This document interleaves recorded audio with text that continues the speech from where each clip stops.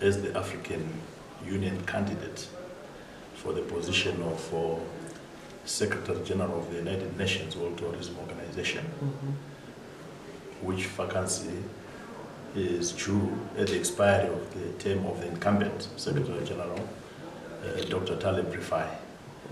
And as you'd be aware, the African Union endorsed my candidature in Kigali on the back of the African Union summit. And thereafter, we proceeded to popularize the endorsement outside Africa as a continent to give our candidature the global appeal that is imperative for deployments of this nature. So as I speak to you, I've just come back from Madrid, where Zimbabwe nominated candidate, myself, SADC's endorsed candidate, and Africa Union's candidate in the person of the Minister of Tourism and Hospitality Industry for the Republic of Zimbabwe, myself, launched my candidature to the global community that had assembled.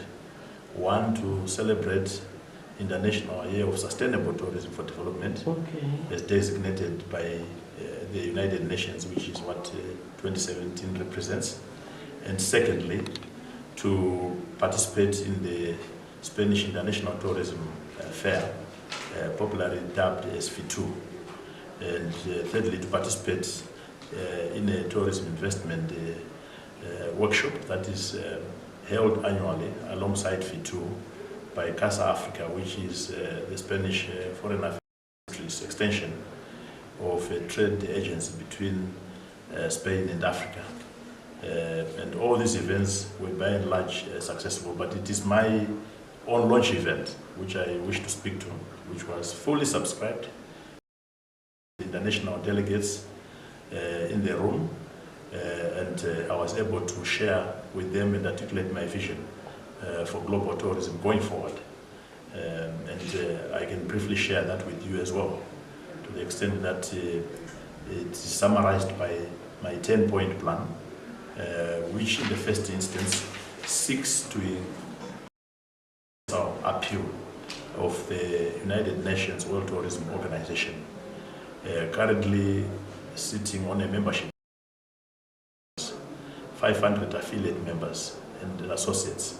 But it is the state subscription which is driving my agenda, because I sign UN membership at 192 to UNWTO membership at 157, and create a universal, a truly universal intergovernmental for tourism. Why is this necessary? It is necessary to understand that universality in itself breeds inclusive decision making, which is my second promise, born out of universality.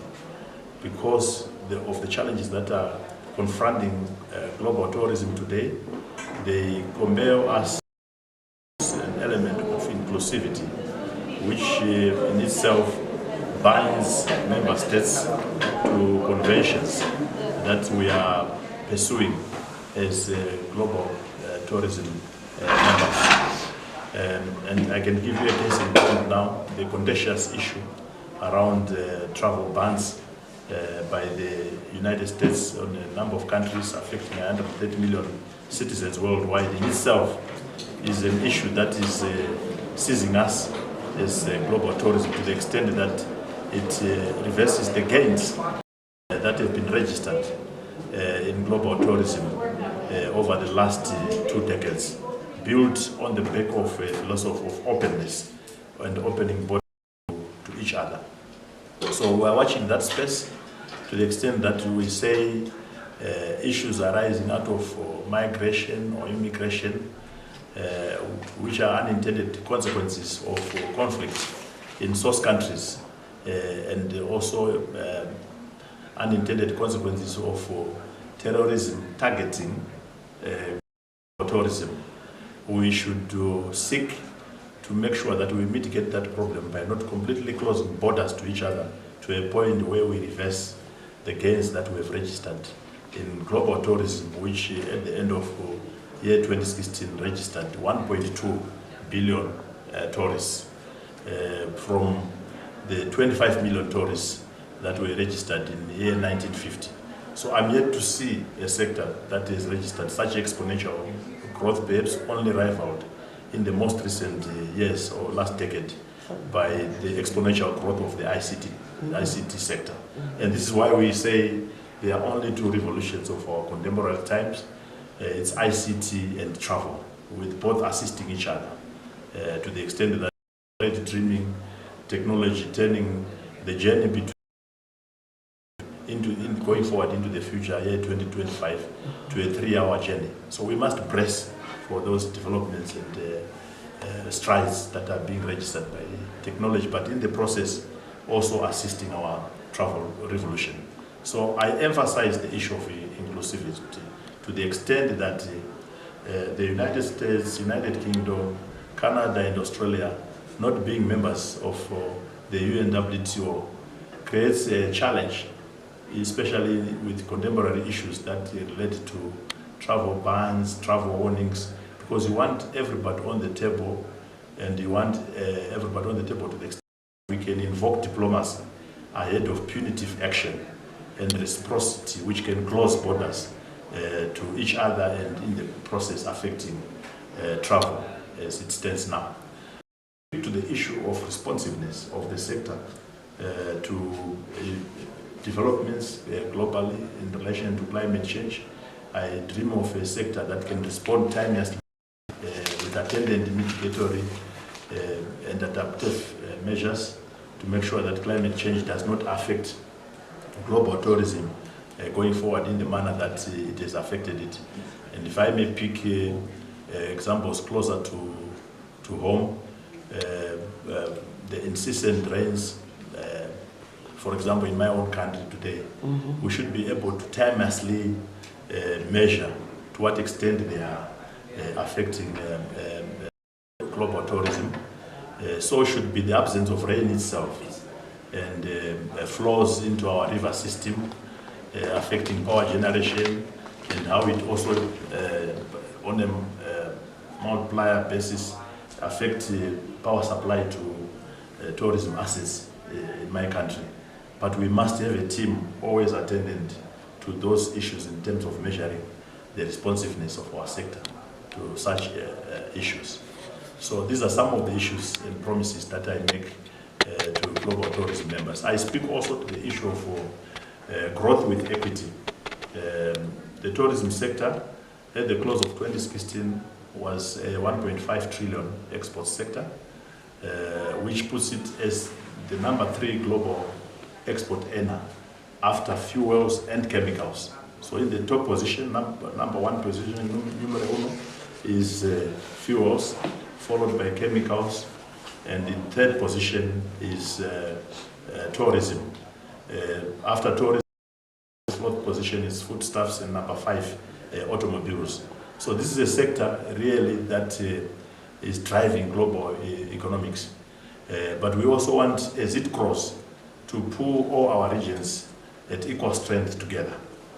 For example, out of the 1.5 trillion direct exports that are being registered under tourism, Africa's market share is just a mere 5%, equivalent to 33 billion Africa invoices of global tourism.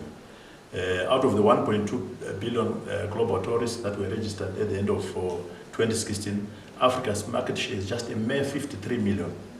And therefore we seek to raise awareness and understanding of this pillar, not just amongst ourselves, between me and the fourth estate media, no, but between us and even our heads of states, so that they understand how important this pillar is globally and how we can adapt it within the context of Agenda 2063, the Africa we want. We are discussing here at the African Union at this summit reform of the African Union. If it doesn't capture the essence of travel in the visit, trade, invest, to the extent that there is no one who will make trade and investment decisions unless if they visit the destination, then we are not far from realizing that Africa will want, because it will start with a visit. Can you come back to that statement about trade, visit, and what you just said? To visit, trade, invest. I'm just giving it that value chain statement for ease of memory. And no one will make trade or investment decisions unless if they visited. So a reflection on Africa of 53 million arrivals, out of arrivals, means that it reflects on the level of interest of the globe on the country. Now, when you convert that travel into trade and investment opportunities, maybe you get even less. So we want to create a greater appeal of Africa as a destination in the first instance, assuming that, let's say we have 100 visitors, 50% of them may eventually express their interest in trade opportunities in the continent, and maybe out of the 50%, 10% will interpret themselves into investment decisions. That's how it works. There's nobody who will make those decisions unless if they visited a destination. So going with that, it becomes critical that we appropriately and aesthetically brand Africa for consumption by international source markets, to the extent that it can generate one visit interest for business, for spiritual or religious tourism, for cultural and social reasons, but assuming that when the visitor is in real time, he can then see other attendant opportunities in trade and investment. So growth with equity is a matter that we are speaking to so much in my mission statement. We want it to benefit this sector, all the regions of the world equally.